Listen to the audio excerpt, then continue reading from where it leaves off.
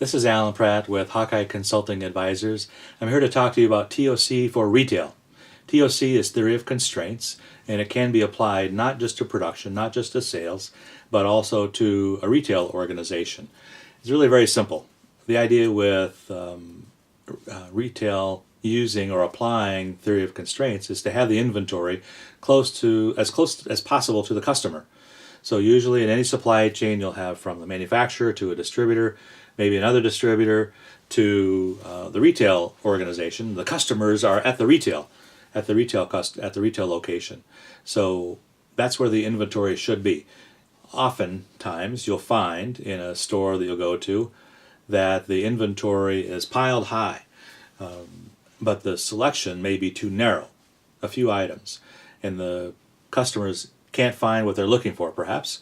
And a way to solve this problem is for the retailer to have a lower stock of each item but have more items available for sale.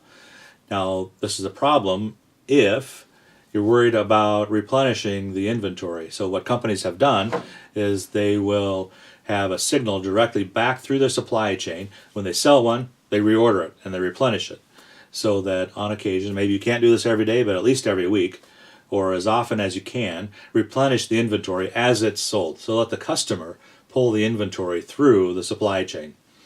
And number three, don't overstock your inventory. It's easy to say that, I know, I'm sorry.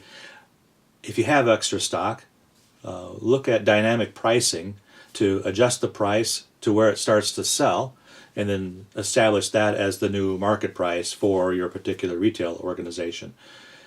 When it all works, when you're stocking the right inventory at the right place and you replenish the inventory as it's being sold, and you don't allow the inventory to build up so you have extra or too much or an overstock situation, then you'll see success and you'll apply the theory of constraints to retail. I had a situation in the Chicago area where I was working with a food processor, food manufacturer if you will, that had a retail division, and we applied the same model.